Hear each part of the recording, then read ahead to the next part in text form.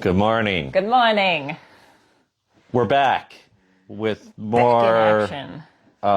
talks. New and improved. We've actually been recording these the last few months that you think we've been missing, but someone keeps forgetting to hit record. I won't name any names. I'll just point at them. Get your finger out of here. I'll bite it off. We got some new and improved exclusive special content for you today, folks. Not really. It's not improved or new It's actually really old information that I feel like we share because that's the information that exists in consistency. I'm not advertising throughout for space of time. anything there. Label out. So we're coming back at you in this way. We're going back to the lives Wednesday mornings, maybe afternoon, depending Whatever on summer we feel schedule like it. is a little funky, so bear with us. I'm already yawning, so she's already going to comment on that afterwards. We commit to meeting with you in this way every week. And today we wanted to talk about how, as a child, we had these understandings, these connections to the divine that were very natural. And then society happens and we go into the structure and we sometimes forget completely all of the things that we understood as a child, or we carry those elements with us and we become the weirdos of society. That wasn't me. I was never the weirdo. Except right now. I've become the weirdo. even if we didn't understand the connection that we had as children, there's still a level of understanding back then that there was something different, and then a transition tends to happen in our lives, be it from peer pressure or societal pressure, both. Parents, television, anything that took you off this path of yourself, your true self, and then all of a sudden was like, but look at this, or come over here and have this, and it leads us astray until we can find ourselves back to a point in our lives where we realize we were missing something all along. It's like the intentional temptation of being a human being in this physical world. And I don't mean temptation as in eat this poisoned apple and in this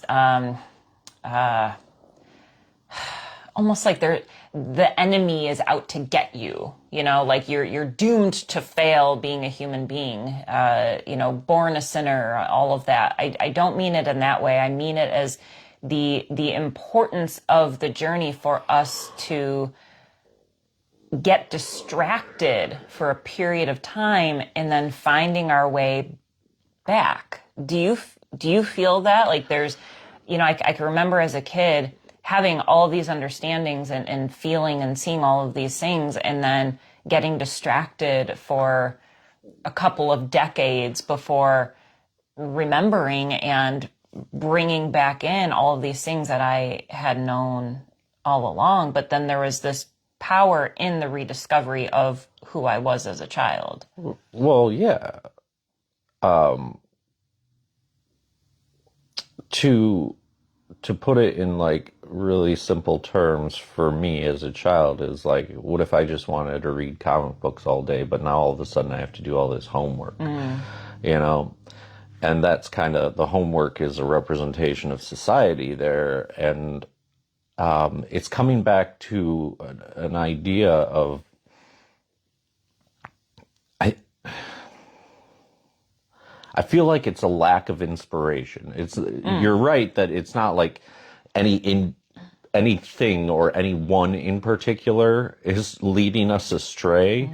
But there is this overall concept of what society is and how we're supposed to behave within it that is, in a sense, a metaphoric enemy. And I think this is something that's existed all throughout our time here. Not just in this life, but there's always been some sort of a distraction of the physical realm. And I think a lot of it is tied into, we have our foundational needs. So survival, love, harmony, purpose. Those are the four that I teach. I had to think about the wording there, but if we emphasize those, and if we anchor our source in the physical, then that is what we are going to be distracted by.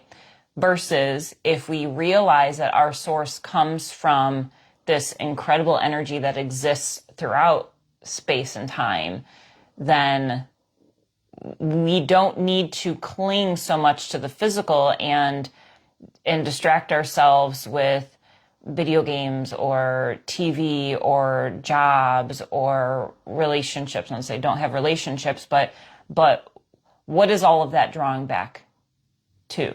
Or what is the foundation of what we are setting our focus on? Is it something, this fear of losing connection with the physical, or are we actually afraid of losing connection with the source of our life? Right, and that kind of pertains to the more you sit in the physical realm, the greater that fear of death becomes for a lot of people, because they're solely focused on the physical. But then you have to ask yourself,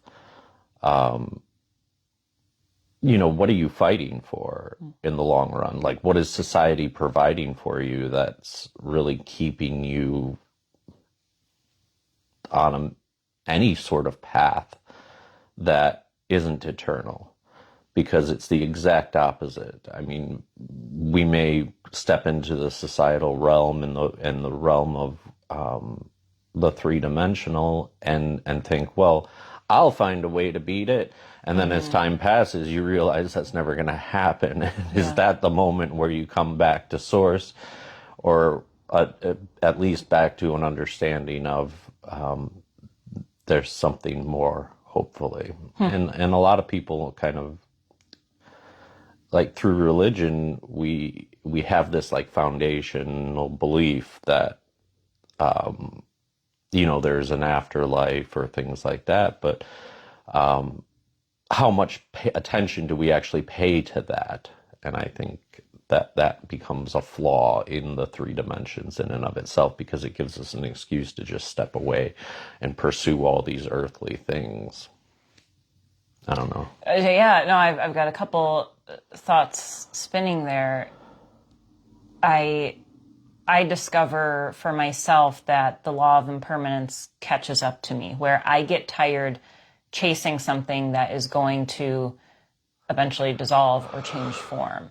And that's not to say, let's not play around being a human being and, have these wonderful experiences. It's not that, but it was taught to me that I need, this kind of a relationship, this kind of a house, this kind of a job, this kind of a personality, in order to survive, in order to be a valued member of society. And it's just not true.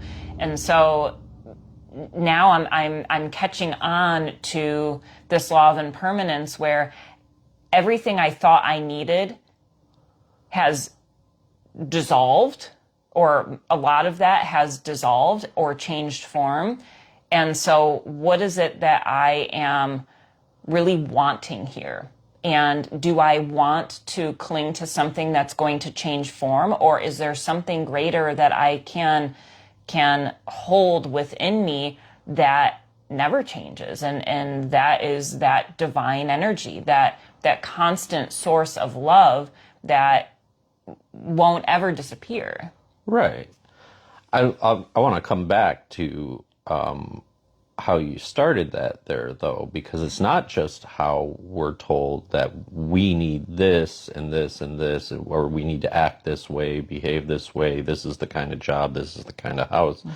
it also applies to everything else that happens in the third dimension. So there's like society in itself is trying to predetermine your structure. So like you have to find this kind of partner, you have to have these kinds of pets, you have to have this many kids, you have to do these certain things to make sure all of that replicates down through generations. And that leads us off on this like passage of enormous amounts of time where nothing gets accomplished, at least in the three-dimensional sense, but we're told that we're doing the right thing.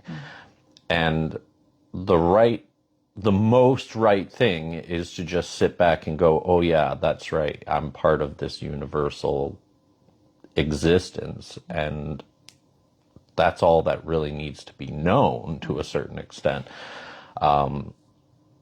And I think as children, to come back to the point, we understand that. Like, we don't think about mortality, or we don't think about, well, I can't say all of us, because certain people have different upbringings, but we don't really consider the negative side of things as much as we consider the positive side of things, unless we're taught from a very young age to see the world negatively.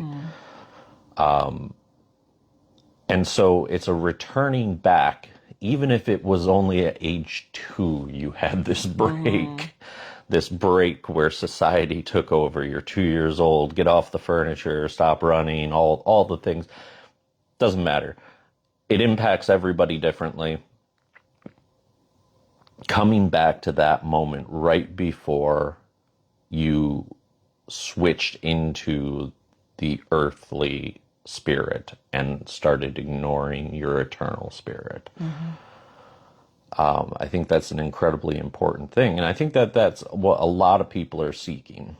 Like when we go through the community and we think it's like, we can call ourselves a spiritual healing community, and the word spirituality gets thrown around in a lot of different ways, but we're all seeking that same thing, and that's the divine consciousness that exists in all things, but we don't necessarily remember where it is within us. Yeah.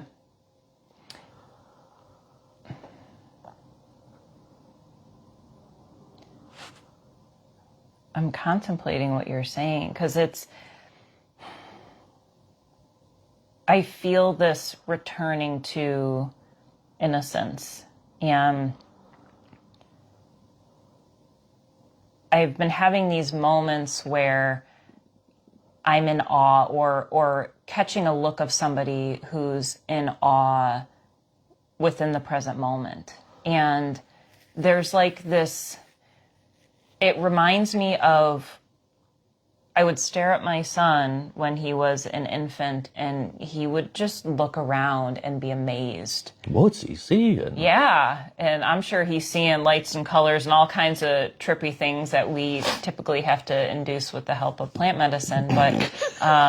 But I mean, I could see that look of awe and wonder in his eyes, and for me, like, that's my goal, is to return back into that space, because what in this physical realm can bring me into that much awe without an underlining deep spiritual connection with the source that provided that present moment. You know, when I look at a sunset, it's not, ooh, pretty colors. I mean, it is, but there's this, how is this happening? I'm here right now, and I get to see this beauty and all this, and I get to see these people also looking at, and it's just everything that's a part of the scene becomes so incredible.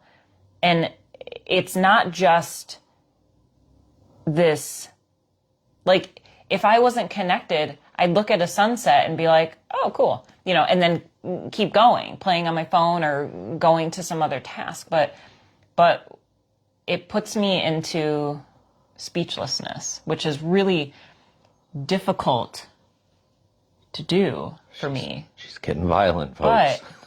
But, like, what can I say in that moment? Well, isn't the silence itself part of the concept of the grander thing? Because it's Yeah. every voice at once creates completely silent Yeah. noise because no one can hear anything, right?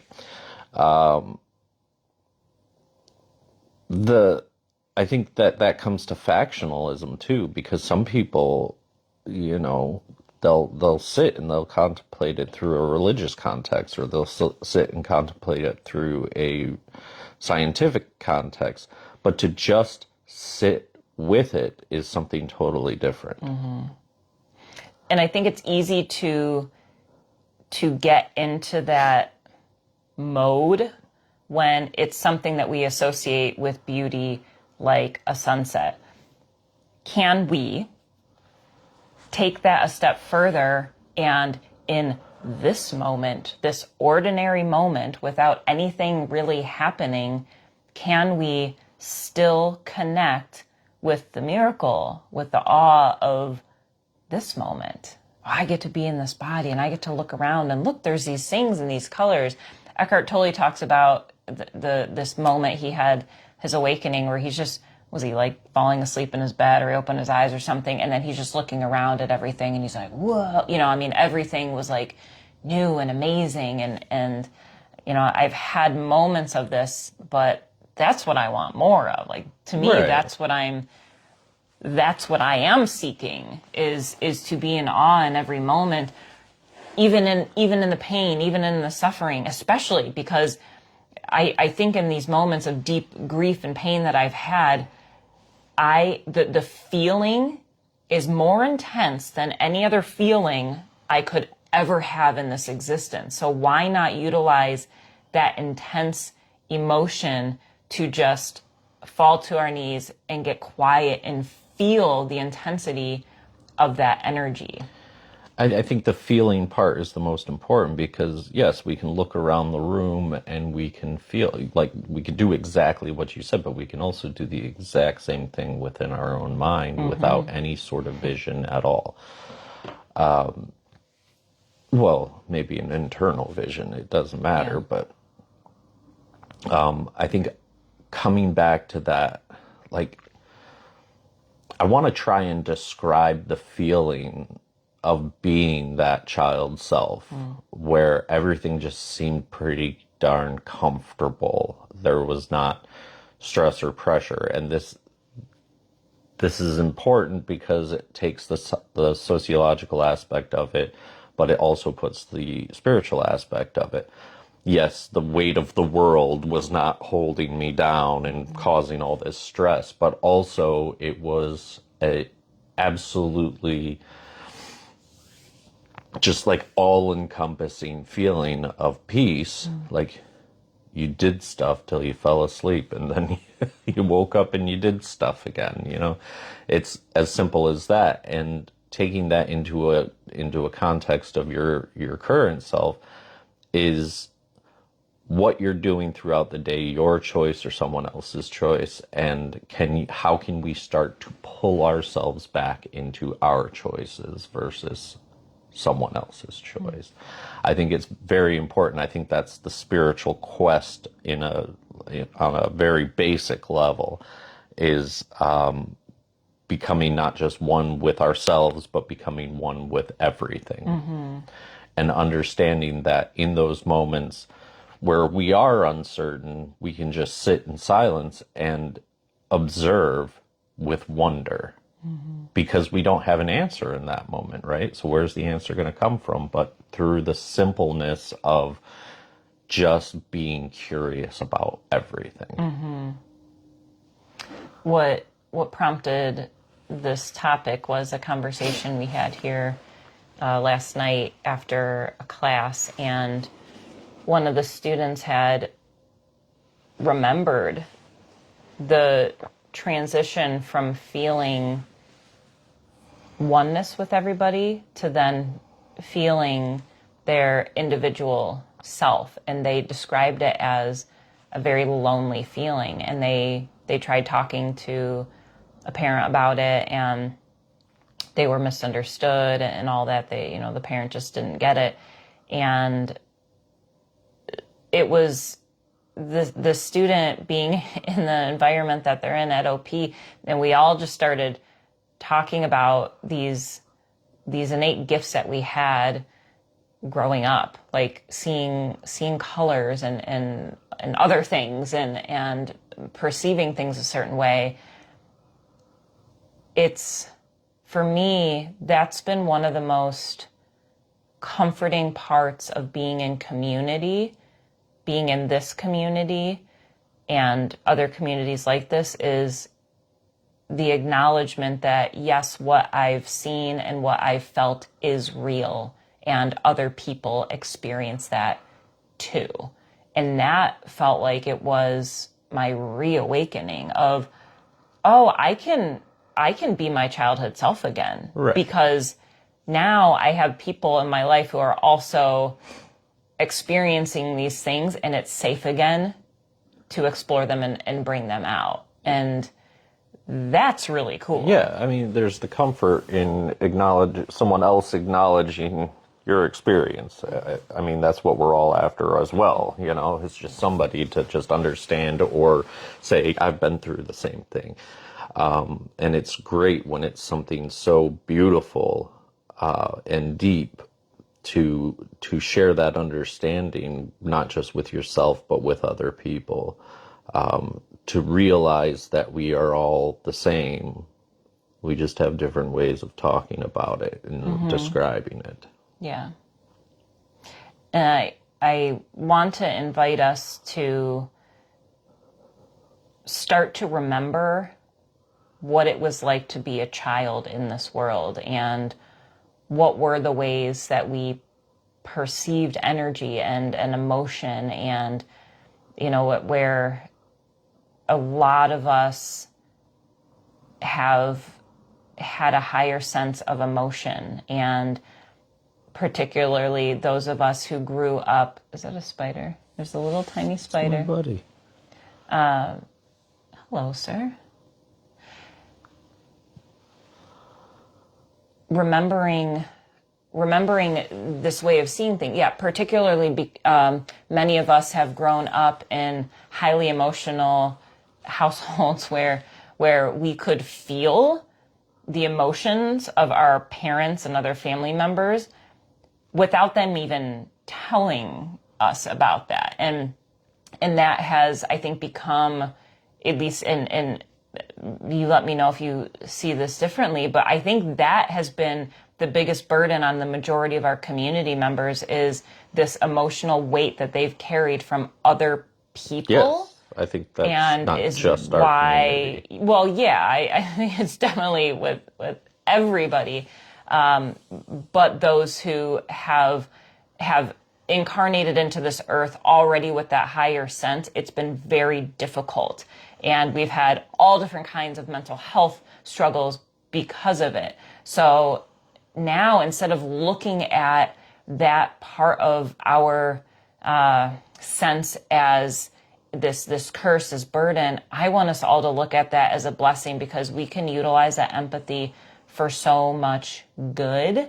And instead of us carrying the weight of other people's emotions, seeing them as on the journey with us, and using that empathy to create unity among all beings. You know, instead of it being, oh, I need to help this person, or I need to act a certain way because this person's feeling a lot of grief, holding space for them in that grief and that holding that love for them is so powerful, because we can sense what other people need without them even being able to communicate it. So we can take these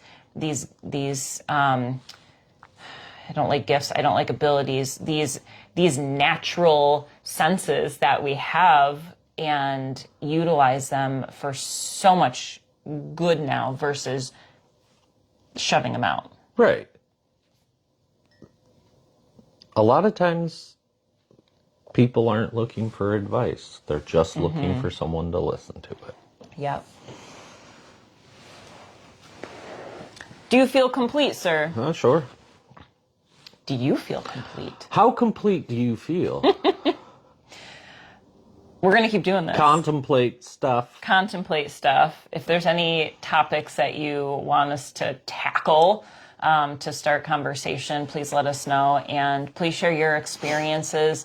Another powerful moment we had last night, somebody was talking about auras and how to see auras. And that's what prompted another student to be like, wow, like that's what that is. I see that too. I didn't know, And so the more we talk about these things, the more we are going to help ourselves open up and also invite other people into that space as well. So please use these videos as a way to connect with the community, sharing your experiences. And also a way to connect with yourself. And yes, absolutely. So many blessings, and we'll see you next week. See you next week.